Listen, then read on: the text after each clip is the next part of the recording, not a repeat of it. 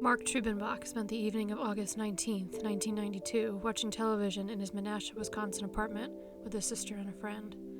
They were awaiting the arrival of Mark's girlfriend, 20-year-old Laurie Depies. Mark and Laurie had seen each other earlier in the day, but had parted when Laurie had to go in for her shift at the graffiti store in the Fox River Mall in the nearby town of Grand Chute. She had planned on picking up a gift she had purchased for Mark while she was at work. She was excited to give the gift, a ring, to Mark, so they made plans for her to come to his apartment right after her closing shift. At approximately 10:15, Laurie's arrival at Mark's apartment complex was announced by the loud roar of her muffler. Mark expected Laurie to knock at his door shortly thereafter. She never did. After a few minutes, Mark looked out over his balcony to see where she was. In the parking lot of the apartment complex, he saw Laurie's 1984 Volkswagen Rabbit. He did not see Laurie. The only sign that she had been there was a cup of soda left sitting on the roof of her car. Mark, his friend, and his sister went out to look for Laurie, but had no success. So at 11:45 that night, they called the local police to report her missing. When the police spoke to Laurie's coworker, they were able to establish a timeline of the last few hours prior to her disappearance. She had taken a dinner break at around 6 p.m. and gone to pick up the ring for Mark at another store in the mall at approximately 7 p.m. Graffiti closed at 9 o'clock, but Laurie and her coworker stayed to close registers and clean up until 9:50. The last time the coworker saw Laurie, it was just before 10 when she was turning to go east on College Avenue on her way to Mark's apartment. Despite intense local media coverage and a major effort to blanket the area with missing flyers, few viable leads surfaced in the immediate aftermath of Laurie's disappearance. The police received calls about the case, but none of the information ever provided a solid line of inquiry. The presumed crime scene showed no real sign of a struggle, and the only real physical evidence, Laurie's car and the soda cup, did not really provide any useful DNA or fingerprint evidence. It really did seem as though Laurie really vanished into thin air. While authorities continued to work the case, the investigation seemed cold almost from the start. Just as abruptly as Laurie's case became stagnant, it came roaring back to life in 2011. In May of that year, authorities announced that the previous November, a man had confessed to kidnapping and killing Laurie. That man was named Larry Dwayne Hall. When he made his confession, Larry Hall was serving a life sentence at a North Carolina federal penitentiary for the kidnapping of Jessica Roche, a 15-year-old from Georgetown, Illinois. She was last seen riding her bike outside of Georgetown on September 20th, 1993. More than a month later, her body was discovered in Indiana. Due to a legal technicality and the fact that authorities could not identify which state Jessica had been killed in, Hall could not be convicted of her murder. Instead, he was incarcerated under a federal kidnapping charge. Hall had been connected to Laurie's case since 1995, when a published report claimed that Hall confessed to abducting and killing her. This confession supposedly came after police found a diary in Hall's car in which he detailed multiple crimes he had committed. Authorities immediately discredited this report. In 2011, however, investigators on Laurie's case were much more optimistic that they were going to be able to resolve the case. Hall really had confessed to the crime in 2010 and supposedly provided details that only the police and the killer could know.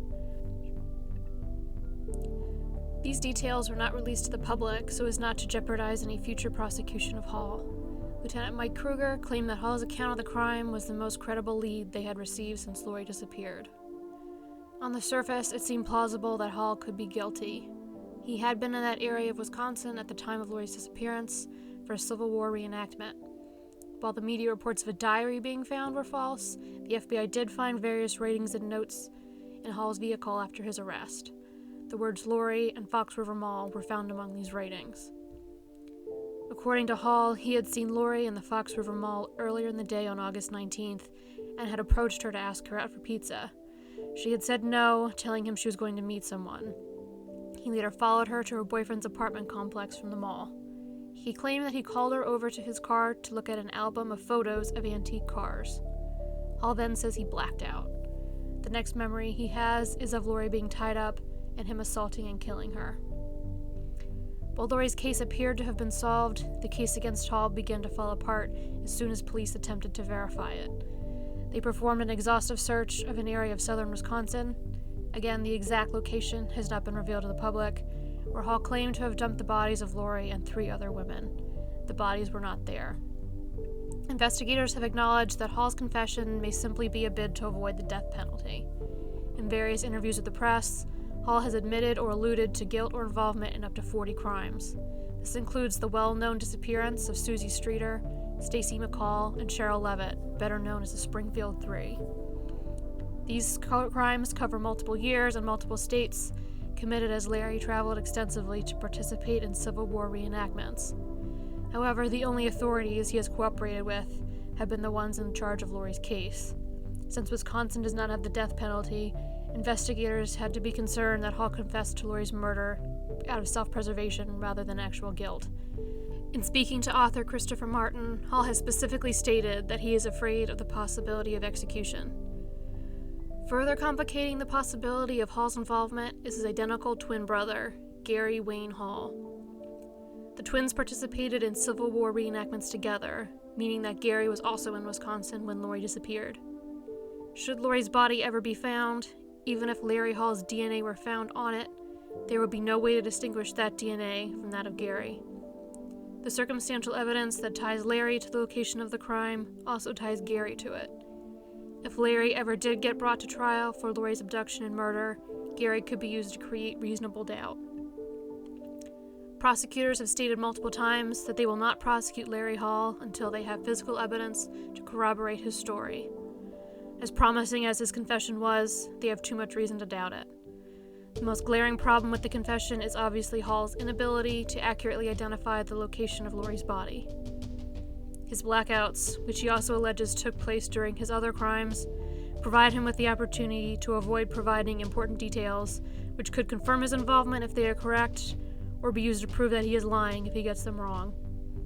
While Laurie's name and the name of the mall she worked at were suspicious things to be found written down in Hall's vehicle, it is important to remember that he was in the area of her disappearance at the time she went missing.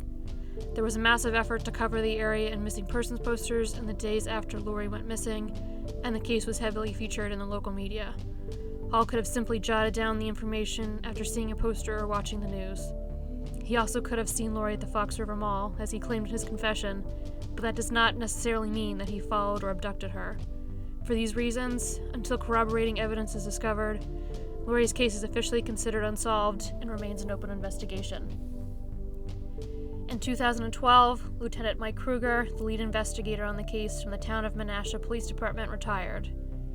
Kruger had been on Laurie's case since the very beginning and had become close with her parents over the 20 years he had kept them appraised of the state of the investigation. Despite his years of effort and a myriad of reports on Laurie's disappearance, he had to retire without resolving her case. Upon his retirement, the investigation was officially turned over to Wisconsin State Division of Criminal Investigation. If you have any information about Laurie's case, you can contact them directly at 608-266-1221.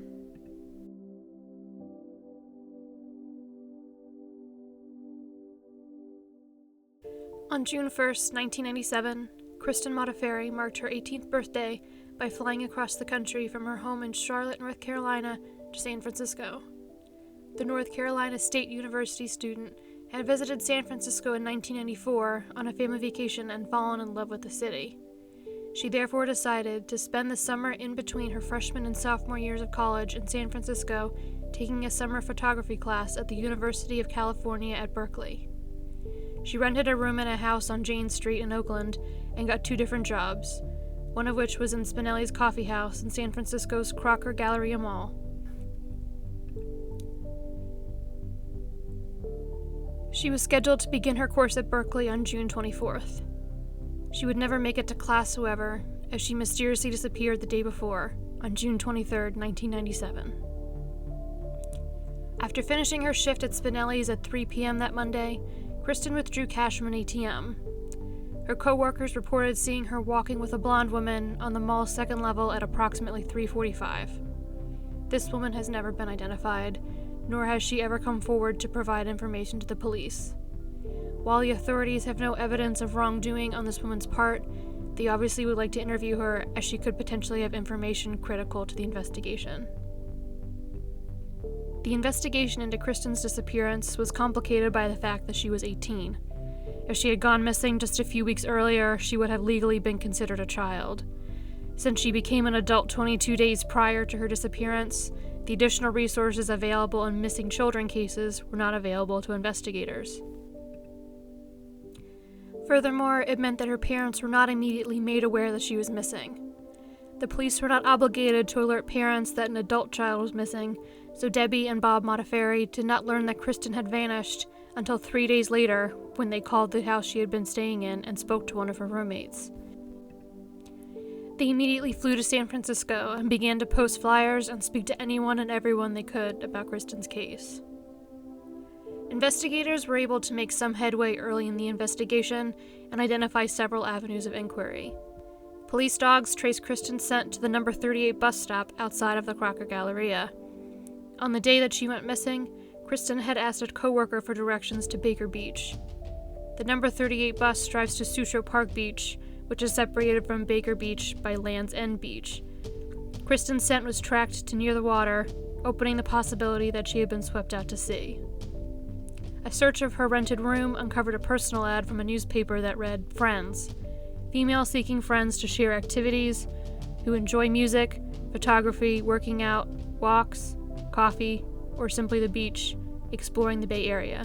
Interested, call me."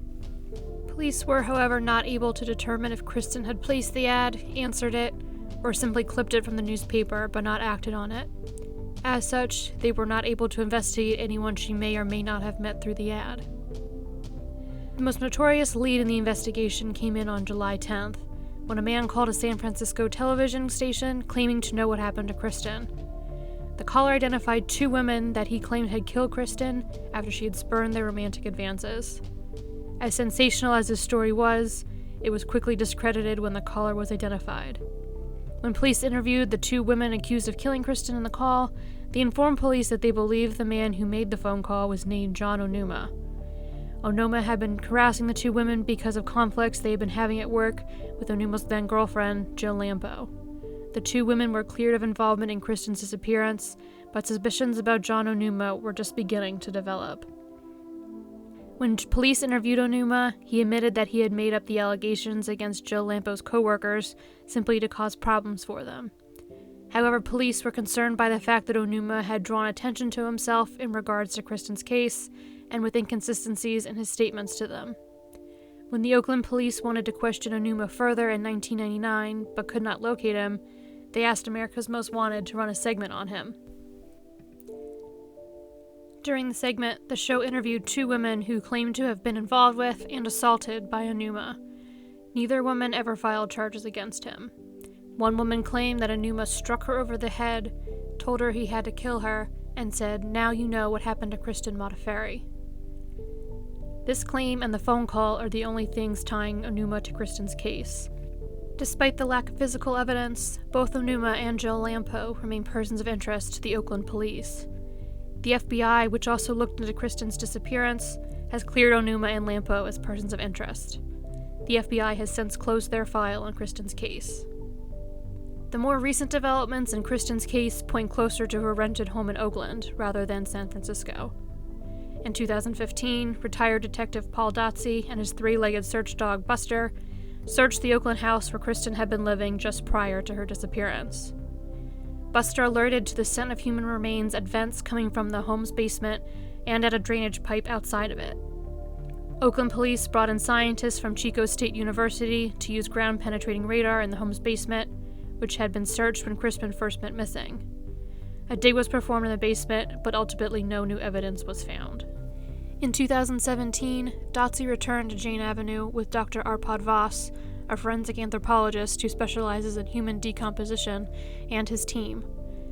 Dr. Voss's work on the case was done on a volunteer basis, independent of law enforcement. The 2 obtained permission from the owners of both the house where Kristen had rented a room and the one next door to it, which had been a halfway house in 1997, to perform a search and experiments. Using a device he developed, Dr. Voss identified an area between the 2 houses where he believes Kristen's blood was present. In this scenario, Jane Street would be a crime scene, but not the location where Kristen's body was disposed of.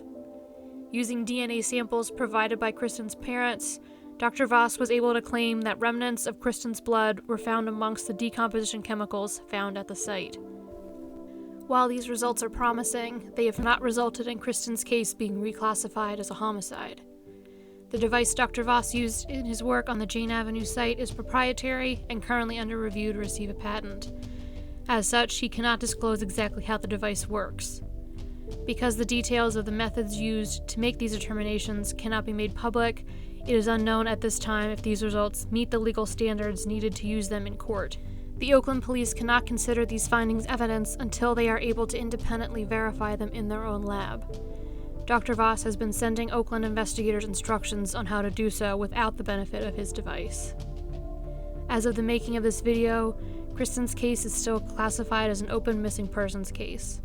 If you have any information about Kristen or her disappearance, please contact the Oakland Police Department at 510-238-3641. Suzanne Lyall had an exceptional mind. Born on April 6, 1978 in upstate New York, Suzanne was a gifted student who ultimately graduated high school with honors, and a talented writer with a particular fondness for poetry. That being said, Suzanne's intelligence was perhaps most clearly illustrated by her interest in and proficiency with computers. She built a computer by the time she was in middle school. She taught her middle and high school teachers about how to use and fix computers rather than the other way around. She left the first university she attended, the State University of New York at Oneonta, because she was too advanced for the computer science courses there. She transferred to SUNY Albany for a more challenging curriculum and supported herself with 2 computer-related jobs, one at a computer firm in nearby Troy and the other at the Babbage's software store in the Crossgates Mall. Suzanne's job at the Crossgates Mall would become inextricably linked to her disappearance. On March 2, 1998, Suzanne took a midterm before leaving campus to start work at Babbage's at 4 o'clock. After the store closed at 9 p.m., Suzanne quickly changed clothes and rushed to catch a 9:20 bus back to campus. A classmate of Suzanne's waiting at the bus stop at Collins Circle back at the SUNY Albany campus saw Suzanne get off the bus at approximately 9:45. This would be the last time anyone saw Suzanne. Suzanne's mother Mary received a phone call on the morning of March 3rd as she was getting ready to go to lunch with her son as a belated celebration of her birthday. On the other end of the phone was Suzanne's boyfriend, Richard. He informed her that Suzanne had not returned to her dorm room the night before. Richard attended a different university than Suzanne, and while his school was only a short distance away from hers, he only indirectly knew that Suzanne hadn't made it back to her dorm room on the night of March 2nd. Suzanne's routine would be to get back to her dorm room around 9:45 and either call Richard or speak with him over the computer. Richard claims that after he failed to hear from Suzanne, he tried calling her multiple times, and he could not reach her online. When he still could not get a hold of her by the following morning, he reached out to her parents. The various pieces of eyewitness and circumstantial evidence indicate that something caused Suzanne to go missing during a very short period of time, after she got off the bus on campus, but before she could get back to her dorm room. Investigators were eventually able to speak with the driver of the bus, which Suzanne rode back to Collins Circle, to confirm that Suzanne did in fact leave the mall on the night of March 2nd. As Suzanne frequently rode that bus line at that same time, the bus driver was able to recognize her from a photograph and confirm that she boarded the bus the night she was last seen. He could confirm that she exited the bus, as she was not on it at the end of his route, but he did not personally witness her disembarking at Collins Circle. As such, Suzanne's classmate provides the only eyewitness testimony that shows she made it back to campus. In terms of physical evidence, Suzanne's out-of-date Babbage's work ID was found near a parking lot adjacent to Collins Circle, but not until 2 months after her disappearance. This was potentially due to it being buried under snow that fell the week following her disappearance. While the badge was found in rough shape, there is no way to determine if Suzanne dropped it on the night she disappeared. She could have dropped it sometime prior, or someone could have placed it there at some time after Suzanne went missing to throw off the investigation. As such, the badge is not definitive proof that Suzanne got off the bus at Collins Circle, but it remains possible that she dropped the badge there the night she disappeared. Immediately after the phone call from Richard, Suzanne's father, Doug, drove from the Lyall family home to the university. He spent most of the first day of the search for Suzanne waiting in SUNY Albany's campus security office. Campus police first checked the class Suzanne should have been in that morning. When she failed to show up in that class, officers then moved on to searching the rest of campus. While her husband was dealing with the search for Suzanne at SUNY Albany, Mary Lyall remained at home near the phone. While she was waiting expectantly for some news of her daughter's whereabouts, she realized she had a lead she could follow: Suzanne's bank records. Mary had access to Suzanne's bank accounts and as such was able to call Suzanne's bank to check her debit card activity. In doing so, Mary would stumble upon one of the most puzzling clues in the investigation into Suzanne's disappearance. While Mary Lyall was on the phone with the bank just before 4 p.m. on March 3rd, the day after Suzanne went missing, the system showed that Suzanne's debit card had just been used. Due to the technology at the time, the bank would not be able to tell where the transaction had taken place until the next day. The transaction, a $20 withdrawal from an ATM, had been made at a Stewart's convenience store a few miles away from the SUNY Albany campus. Whoever made the withdrawal had entered Suzanne's PIN number correctly on the first attempt. According to Suzanne's boyfriend Richard, only he and Suzanne knew what that number was. Obtaining the security footage from that store obviously became a top priority for investigators. Unfortunately, the ATM was not visible to the store's camera, which instead was pointed towards the cash register. Suzanne did not appear in any of the footage from the security camera. Police were able to identify the majority of the customers who were seen in the footage from the time of the ATM transaction and interview them. None of them claimed to have seen Suzanne inside the store. There was one patron of the store who could not immediately be identified and became one of the most publicized leads in the early months of the investigation. The man was commonly referred to as the Nike Man because the most identifiable thing about him in the grainy security footage was the Nike logo on his hat. The Nike Man generated a lot of interest in the early days of the investigation. A composite of the man was featured alongside Suzanne's picture on a billboard asking the public for help in her case. He was heavily featured in early media coverage of Suzanne's disappearance. However, when police were finally able to identify the man in early 1999, their interview with him proved fruitless. While the man had made a purchase in the Stewart's store around the time of the ATM transaction, he did not witness anything useful or have any discernible link to the case. Another person police were interested in talking to early in the investigation was Suzanne's boyfriend, Richard. Richard spoke with police in the immediate aftermath of Suzanne's disappearance, but later on hired a lawyer and was not as easily accessible to authorities. Richard claimed to have an alibi for the time of Suzanne's disappearance, telling police that he had been playing video games with a friend. The two friends had not been playing the game in the same location, but rather over the internet. Police accepted this alibi after speaking with this friend, who said he was sure it had been Richard playing with him because he could identify the moves Richard habitually used in the game. Mary Lyall, however, has not been so quick to dismiss Suzanne's boyfriend as a suspect. Suzanne and Richard had been dating for over 2 years, but their relationship was not a smooth one. Suzanne had tried to break up with Richard on more than one occasion, but would take him back every time because he would get so upset. Mary suspects that 2 weeks prior to Suzanne's disappearance, when Suzanne asked her to drive to Richard's house so that she could drop off a Valentine card for him, she was really dropping off a letter that was ending their relationship. Mary detailed some of her concerns about Richard and the behavior of some of his family members following Suzanne's disappearance in an interview with the Unfound podcast in 2016. A link to that interview will be in the description of this video. Richard is not an official suspect in the case and has never been charged with any crime in relation to it. In 2001, Suzanne's parents decided to use their family's tragedy to try to help others. Doug and Mary co-founded the Center for Hope, a nonprofit organization designed to help families of people who have gone missing. The center has created numerous print guides to help families navigate the legal system and pursued various creative efforts to spread awareness about unresolved disappearances. Doug and Mary's activism also extended to the political arena and resulted in the passage of multiple state and federal laws that improve how missing persons cases are handled. For example, Suzanne's Law, signed by President George W. Bush in 2003 as a part of the National Amber Alert Bell, mandated police to notify the National Crime Information Center when a person up to the age of 21, rather than 18, goes missing. Despite his years of activism for missing people and their families, Doug Lyall never received resolution to the mystery that spurred him to action. He passed away in August of 2015, never learning the fate of his youngest daughter. According to Mary, he spoke about Suzanne even in his final days.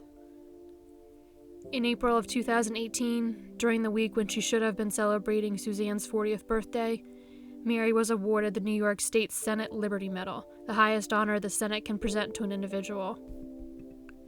She was presented with the medal during the ceremony for the 17th annual New York State Missing Persons Day, a commemoration the Center for Hope had pushed to have created. If you have any information about Suzanne's disappearance, please contact the New York State Police at 519-783-3211.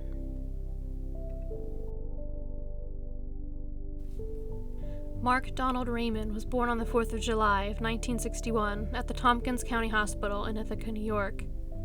He remained in his hometown for his entire childhood, graduating from the Immaculate Conception School and Ithaca High School. He left Ithaca to serve in the Army following his high school graduation, but returned after he had completed his service.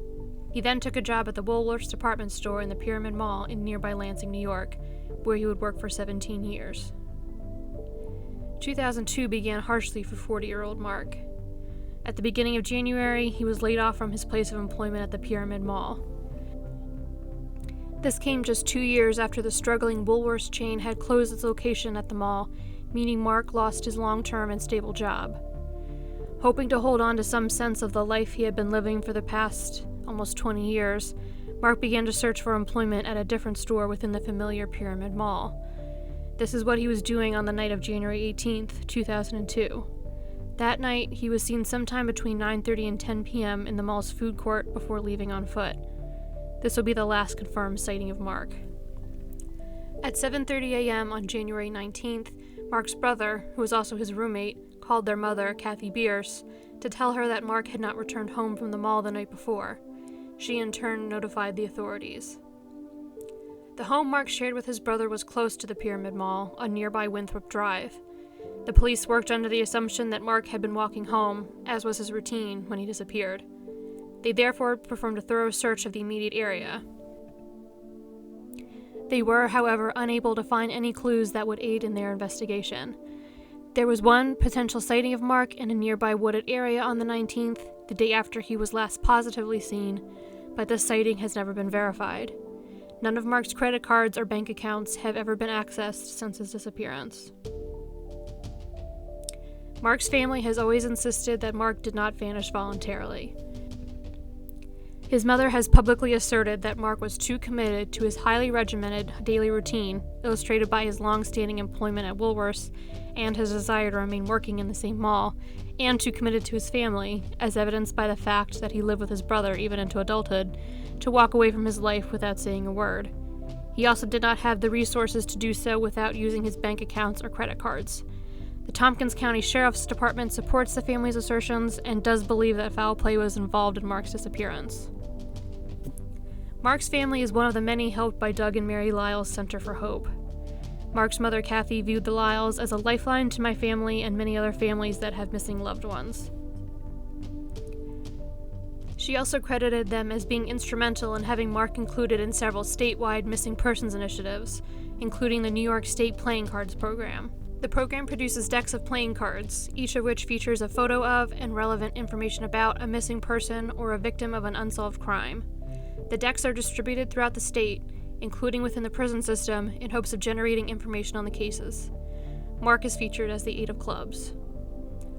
Unfortunately, Kathy Bierce would eventually have more in common with Doug Lyall than just a missing child. She passed away on August 15, 2016, after battling pancreatic cancer.